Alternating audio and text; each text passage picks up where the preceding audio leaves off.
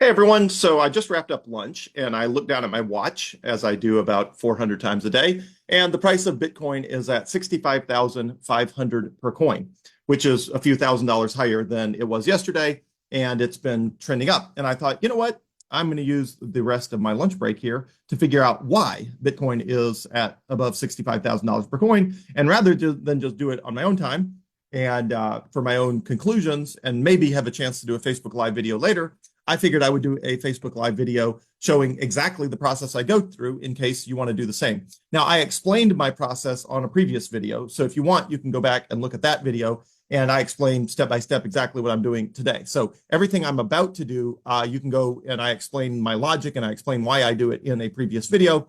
But in this case, I'm going to do it all live right now while I share my screen. So hopefully that's helpful. All right, so I am going to share my screen, and here we go. Okay, so as I talked about, the first thing I do is I open up Coinbase. Now, in this case, I'm just going to use Google Finance because you can't really see Coinbase on my phone. So the first thing I do is I open it up and I check the price of Bitcoin. And it's like, okay, interesting. It's up, 3.5% in the last 24 hours. Okay, so the first thing I do is I'm like, okay, what about the last 5 days? All right, it's been a bit choppy, but it's higher than it's been the last 5 days. So maybe something's going on there. All right, let's keep going. The last 1 month. All right, it's higher than it's been any time in the last 1 month. Now it's been, consistently rising since September 7, but it's, higher today, enough so that possibly there's a reason we could figure out why. All right, so let's go to the last 6 months. Choppy, still down from the all-time high 6 months ago. And then year to date, it's up 48%. And then in the last 1 year, Bitcoin's up 150%.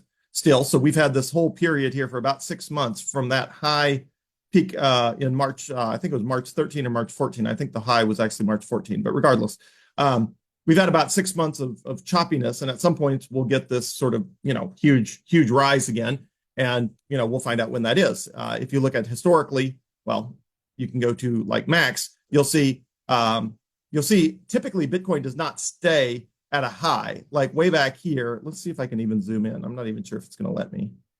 I don't think it will. Anyway, Bitcoin did not stay up here at these peaks, right? It peaked and then it came right back down.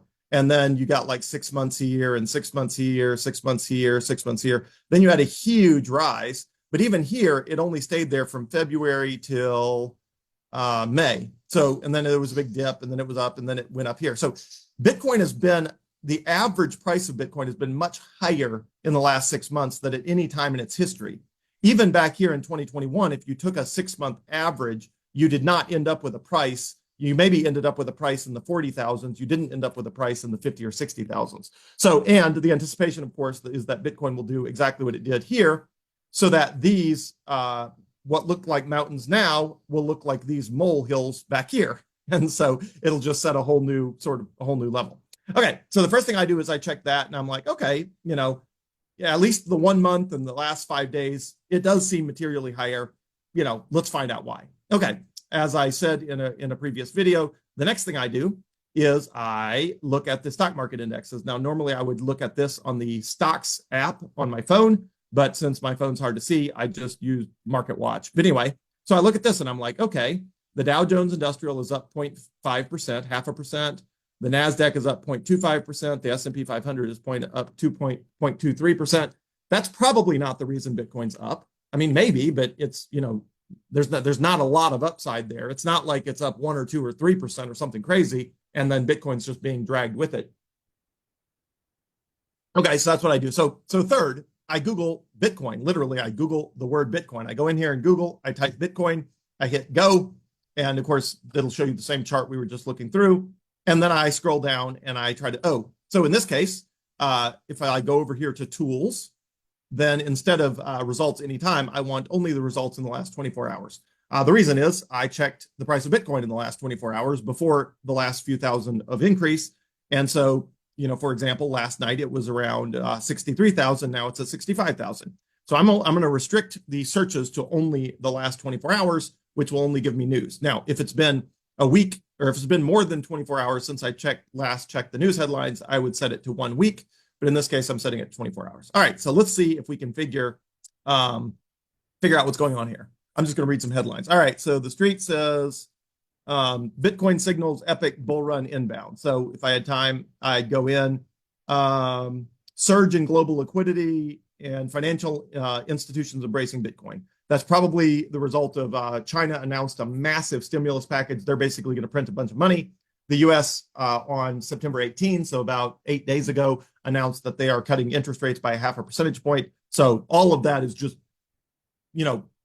throwing a bunch of new money, whether, yuan or yen or US dollars into the system. So, all right. So the first headline is maybe Bitcoin's rising just due to global liquidity, money printing. Just in general, the money printer is ramping up, starting with, the US and now China and others are falling into place.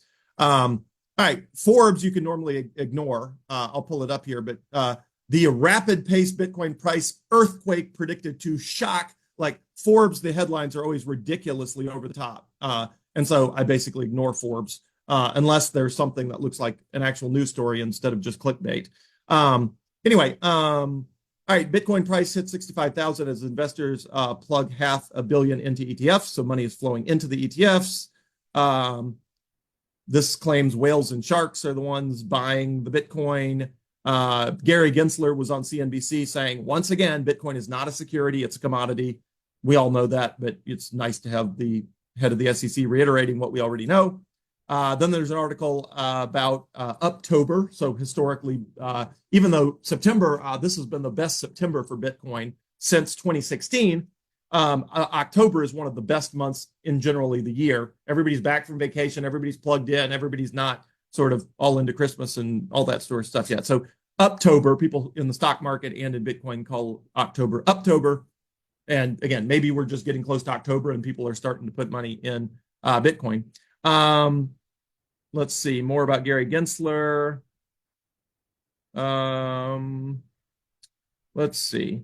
Okay, Bitcoin jumps over 64,000 on China stimulus. So this article, CoinDesk, normally CoinDesk and Cointelegraph here and here are two of the best sources to find Bitcoin news. They're two of the most credible.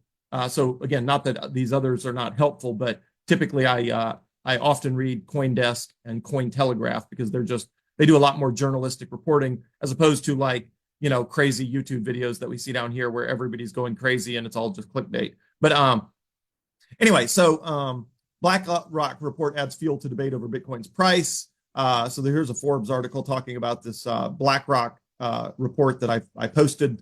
So that's good news, and that happened. That news is from today. So Fortune's covering it today.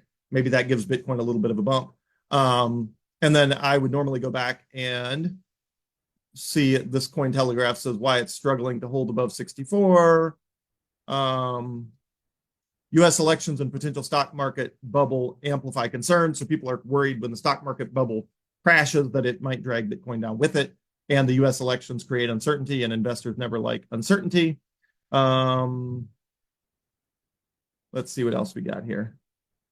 Well, so there was 3 reasons, but I am only immediately seeing, I guess, fear of recession impacts investor sentiment, and maybe the other one was, I don't know, whatever.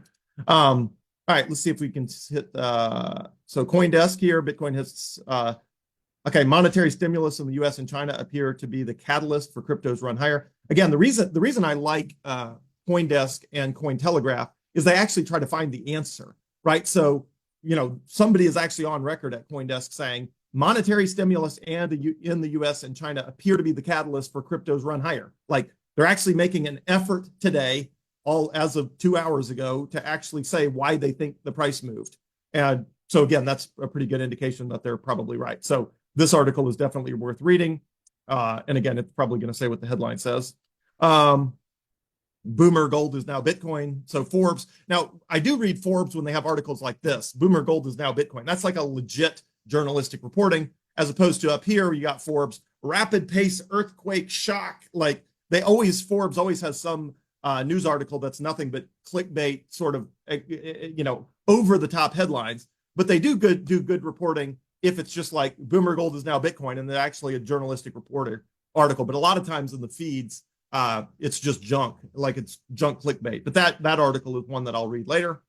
As Bitcoin market evolves, tokenized assets on the probably blockchain, tokenized assets are on the rise.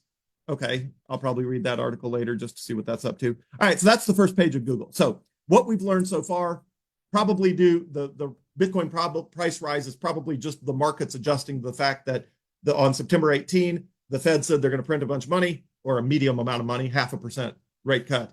And then China says they're going to print a ton of money. So anyway, and that happened earlier this week. So it looks like the best I can tell from the news so far is those things are trickling into the how people are making buying and selling decisions, and the Bitcoin price rise is happening as a result. Global liquidity is one of the best correlations with Bitcoin. So Bitcoin is a store of value, and when all the money printers are going burr and cranking out massive amounts of money, obviously Bitcoin is there as an inflation hedge from the inflation that will cause. So, as the global economy starts cranking out and printing a bunch of money, Bitcoin will rise because people will be trying to find some place to keep their assets where they don't get inflated away. One second. All right, so we have our hypothesis. The price rise today is probably a function of just the US and China stimulus, and the fact that the stock market is up a little today. That never hurts, even if doesn't appear to be the main reason. And that sort of the ETFs are seeing inflows, and generally everybody's just feeling good about Bitcoin today. All right, let's flip over to X. I'll refresh it here, and let's see what X tells us might be happening. Let's go down here.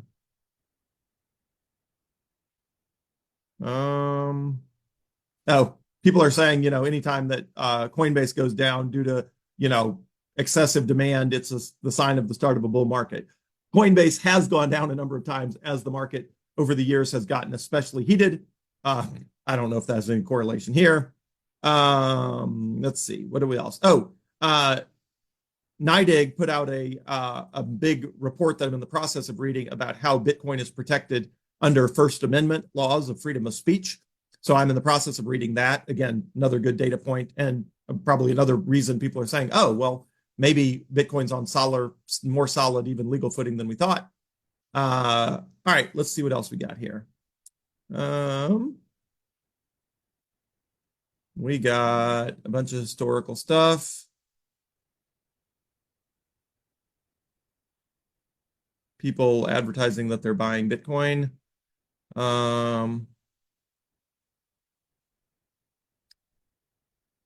greatest redemption arc in the history of. Okay, and people talking about MicroStrategy. Kristen Smith, I'll probably read that later to see what the policy highlights are in the world. BlackRock's head of digital assets is on Bloomberg talking about Bitcoin. That always is a good thing. Bitcoin-backed lending is being able to borrow against your Bitcoin. Obviously, is high risk.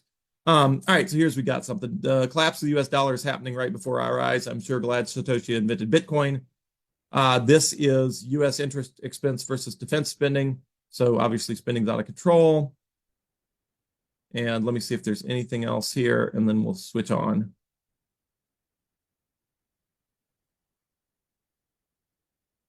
Yeah, so nothing really on X that would give us a clear indication of what's going on, other than just general monetary debasement. So here, currency devaluation, the greatest theft of time and energy in the history of mankind. This is probably worth a repost here. I'll pull this up.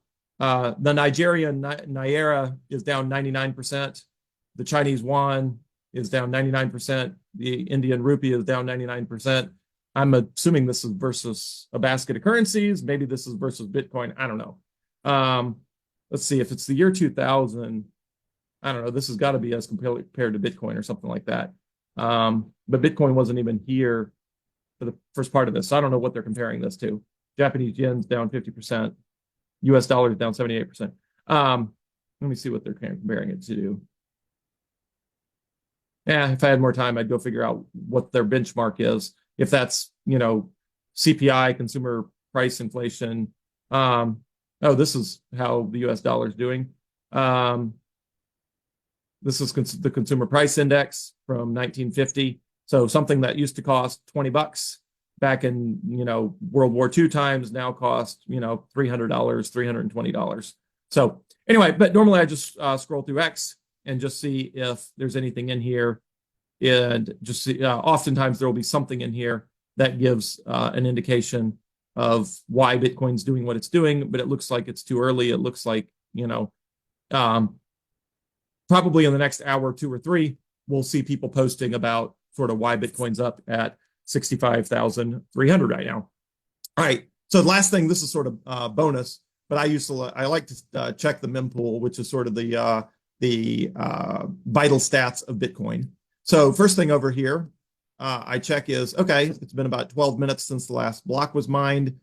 Fees are higher than usual, between 55 cents and $1.10.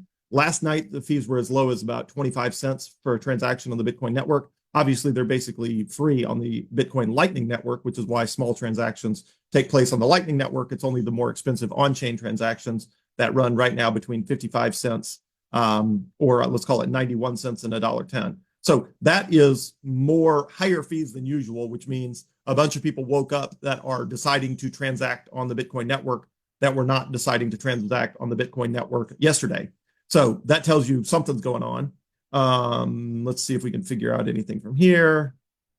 Yeah, it just looks like the Bitcoin network's busy right now. So incoming transactions are, not huge right now, but people are willing to pay, more than they usually are to transact right now on the Bitcoin network. So anyway, the vital sign says, let's call it heart rate is elevated, or, something positive, like the patient's been working out. So the vital signs of Bitcoin yesterday would have been pretty calm. Like the, resting heart rate was yesterday with fees on the Bitcoin network around, 25 cents, 18 cents. Now they're close to $1, which means, the patient's been working out. The patient is coming off of a workout. All right. And the last thing we'll check for, just for fun of it, is the Crypto Fear and Greed Index. Let's see if we can get it here. And here we go. The Crypto Fear and Greed Index shows a 50, which is neutral, and not much change from last month, which was neutral. Last week was neutral. Yesterday was greed, probably on the, as people were buying as a result of the China announcing a bunch of money printing, which again will end up affecting all the other money printing around the world. But right now it's neutral. So anyway, all right, with that, I'm going to stop screen sharing. And so in however long this video has been, what we've learned is Bitcoin's up, probably a result of global liquidity and institutional adoption. There's some positive news stories about institutional adoption, the white paper by NYDIG about Bitcoin being protected under the First Amendment law. You've got Fortune magazine covering the 9-page white paper that BlackRock just released, recommending Bitcoin to their clients. So you've got that out there, and you've got other headlines that were not in the feeds today. But Bank of New York Mellon, which I think custodies about $50 trillion in assets, they're the largest custody firm, just got approval, I think, to custody Bitcoin in the last few days. So anyway, so it looks like a combination of institutional adoption, meaning sort of professional money versus, retail people like me and you sitting at home. It looks like institutional money has sort of woken up to, wow, there's about to be a ton of money printed. And as a result of that, people are starting to place their bets and buying Bitcoin. And so is this the start of the massive rally that takes us well into the 6 figures? I don't know. Nobody knows, but it feels like it might be, but it's also felt like it might be before. So we don't know.